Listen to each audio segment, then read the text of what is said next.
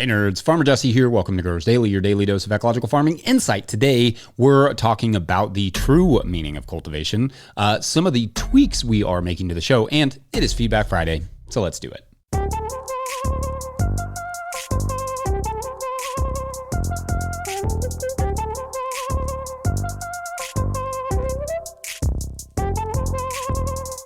All right, I hope you all are doing well and feeling well. If you're harvesting today, I hope it's fruitful or leafful or rootful. It's kind of a little bit of a fruit bias in that term. Anyway, reminder, next month is the anniversary month of this show, and I would love to do what we did last year and have you all submit versions of the theme song for us to play at the top of the show. That was super fun last year. Add lyrics, give it, some flair. You record a video or audio version and upload that to Dropbox or Drive and share it with farmermike@notillgrowers.com. Bonus points if you film it in the garden. If we were giving points, that is. I think definitely. Anyway, it's Friday, which means Feedback Friday, where we explore what you all were saying about this week's topics. On Monday, we talked about cover crops you can eat, plus cereal rye versus ryegrass.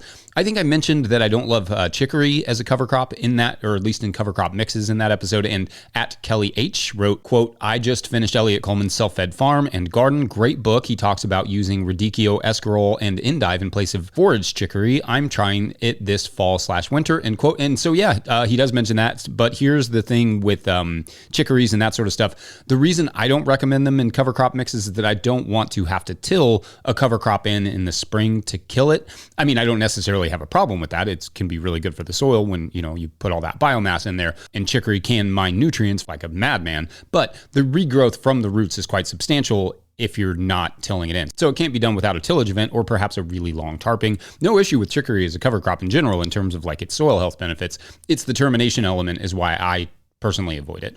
I do love me some chicory though, and it could also work in the cover crops you can eat category. At Jeremy asks, quote, what cover crops would you recommend in zone 6 that will winter kill so I can plant into it next spring, end quote. Generally peas are a good one that you would likely plant in mid-September in that zone. That's what I do.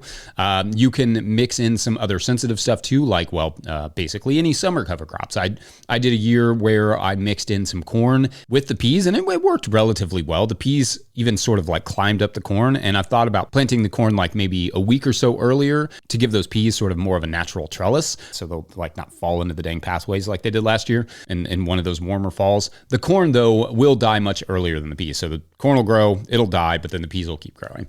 So just something to think about. On Tuesday we talked about low-key farm tools that work hard in the market garden and bats. At T4CCHI, I'm just going to read that one out because I don't know how to pronounce it, wrote, quote, I built a bat house. It has been up for 2 summers now and no bats. 3 years ago, I regularly saw a bat at dusk catching mosquitoes. WTF, end quote. I can't say. I know it can take some time for bats to move in. It might also be worth double checking on what your regional bats like and how you installed your bat house to make sure it's in a good place, at a good height, able to stay cool, etc. All those things. Yeah, and you can just kind of Google your state or your region and bat houses. Some good garden tool comments that day too. At Richard Rogge wrote, quote, my under-the-radar odd tool I keep in my pocket is a toothbrush. I use it to scrub the hose sprayer when they inevitably get clogged up with some sediment. A quick scrub gets the water flowing well to water in new plantings and also lettuce on a hot day, end quote. There you go. And also one of those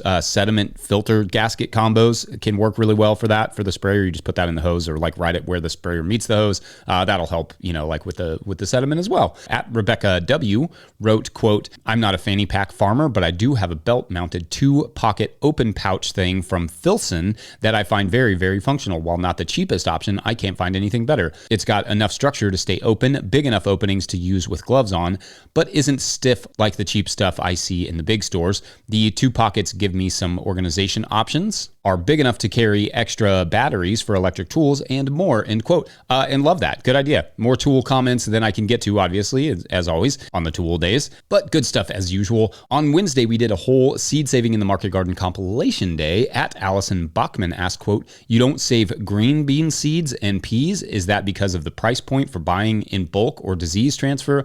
I had adapted a Tiger Eye dry bean for pod length and shortened season for 8+ years and then moved to a totally different climate and I'm trying to readapt it to this climate. I'm not sure it wants to, and that might just be where we are. End quote. And I do save some beans from our milpa patch. Those are more like a dried bean, but not necessarily, like green beans, like aromas. No reason you couldn't do that necessarily if you have the space to do it.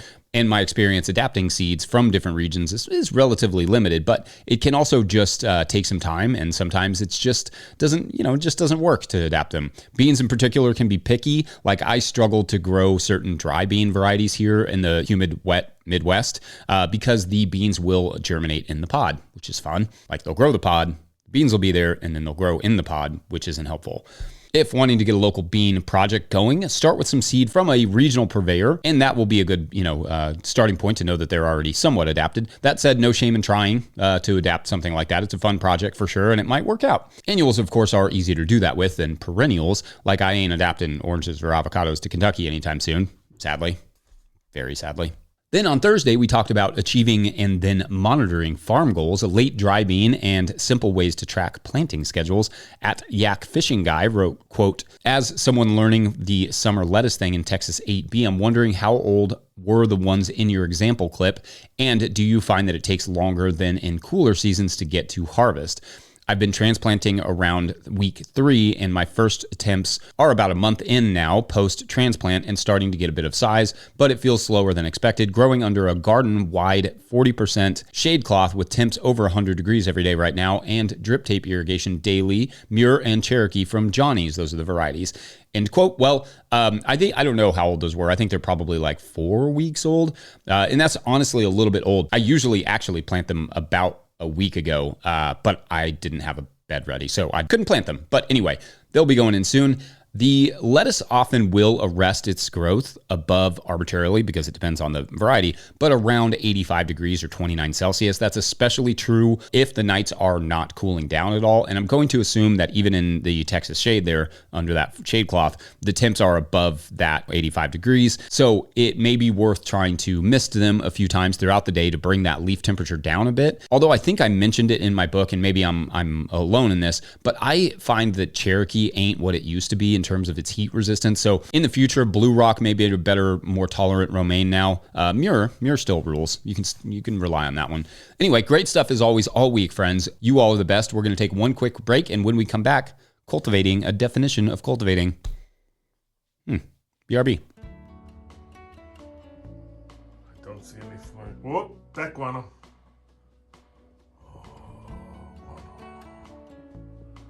No one overhead. Whoa, bats! Oh, they're flying. Yep. Oh, there. Yep. Oh, yeah. There you go. I don't know what they do, but they're flying now. Oh, yeah. Okay, I'm done.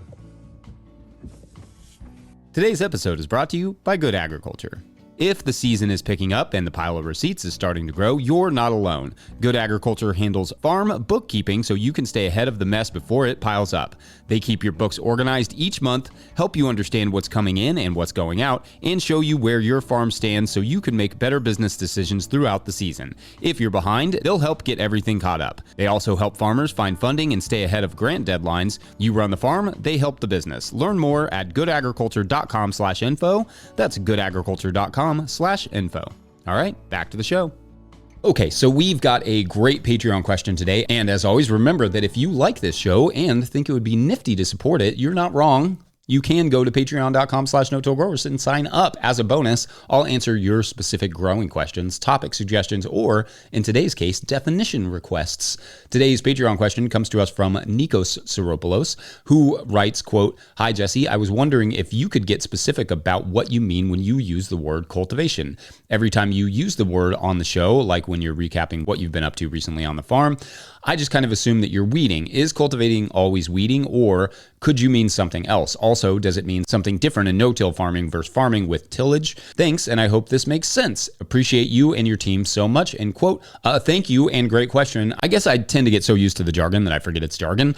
So let's just go one by one on these questions and kind of unjargon it for you. First, what do I mean when I say cultivation? Well, among most growers I know, cultivation means running a hoe or some sort of implement through an existing crop to kill the weeds, but it could also be in preparation for a crop. Example being like in a stale seed bedding scenario where I get the bed ready to plant, but I don't plant it. Instead, I let the weeds germinate, then use a hoe to quote unquote cultivate them out before planting. I guess the idea is that by getting rid of the weeds, you are quote unquote cultivating the plant that you want to succeed. Is cultivating always weeding? Was another part of that question. Well, yes and no. It's always working to crack the soil surface or take care of the weeds before they really get established, but it's not weeding. Weeding is a term in farming that is typically somewhat more negative, like I had to weed the carrots. Cultivating the carrots is part of the process of growing the carrots. Weeding the carrots implies you maybe goofed, maybe by not cultivating, and thus you have to correct your mistake by weeding them. Does it mean something different in no-till farming versus farming with tillage was also part of the question. Well, it does mean the same thing, except that with no-till growers, it tends to just be less common because you shouldn't need to cultivate quite as much if you're not tilling the soil very deep. For instance, when I was growing with a deeper layer of compost, I would not really cultivate the crop because I really didn't need to very often. I would do what we call spot weeding, just maybe hitting what I saw with a hoe instead of cultivating the whole bed, like I will when soil particles are exposed. In some ways, the mulch is the cultivation, though no grower would necessarily say it that way. With tillage farming, or even with very shallow tillage farming, you do have to cultivate often and thoroughly across the bed, like I showed in that in the field session back, a couple months ago. Below the plants, between the plants, above the plants, repeat. Now, it obviously does not have to be a hoe that you use to cultivate. There are lots of cultivation tools out there on the market, from rakes to finger weeders to wire weeders, etc. Those are all tools that when you use them, you would say you are cultivating. Anyway, I hope that's helpful, and feel free to let me know if there are ever any terms out there that I happen to throw out without really explaining them and what they mean or how to use them or how I use them. Anyway, listeners, viewers, let me know how you all would define that term cultivation. Otherwise, we're going to take a quick break and then break some stuff because it's about dang time. Be right back. Today's episode is brought to you by Holden Tool Company. Holden Tool Company is a family-run business specializing in high-quality hand tools and small batch manufacturing for growers of all kinds.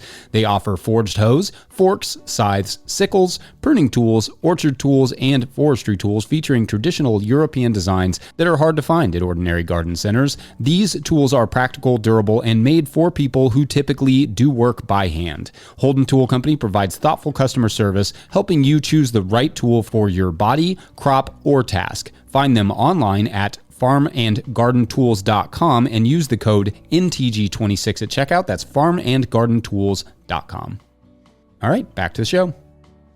All right, so maybe you have noticed, or maybe you haven't, that we've made a few subtle changes to the show over the last month or so, and we're going to continue to implement a few others. Basically, here's the rub. The show had kind of plateaued. Plateaued, that is, under where we kind of needed it to get. And we wanted to understand why and what we could do to fix it. So we asked you all via patreon.com/no-till-growers and through a little survey to give us some feedback about what you liked and what you didn't, etc. And that was super helpful. You all are not only taking your own time to help us, but thoughtful and awesome, and I hope you will continue to be so engaged with the show's success as to give us thoughtful criticism or, helpful feedback. In fact, that how could we improve the show thread will stay up over there at patreon.com/no-till-growers as evergreen, and you can feel free to add to it as often as you'd like. What we learned, was a lot of things. One, we learned we have really two main audiences, hobbyists and professionals, with perhaps a third category of aspiring professionals. This is a generalization, but the hobbyists/aspiring growers tend to watch the videos more, while the professional growers tend to listen more to the podcasts while they work in the field. That means the under 20-minute shows are just about right for the hobbyist/aspiring growers, but maybe less than ideal for the professionals who honestly just want to plug in a podcast and work without having to stop in 20 minutes to find another show. I can tell you from my own experience that for people working with their hands, it's just easier to find a 1 or 2 hour show and not have to take the phone out and find something else to listen to 20 minutes later or less if you're like me and you listen to every podcast at 1.5 speed. The thing with videos is that they need to be relatively more cohesive, less variety per episode. If there are too many subjects, it makes less sense as a video than it does as a podcast. So how are we addressing this? Well, there is no easy solution, but for now, we're trying to make the videos more focused in on a single subject, save for the mailbag days, of course. Hard to focus those in on a single subject. Or we'll do it on a single theme for the video viewers.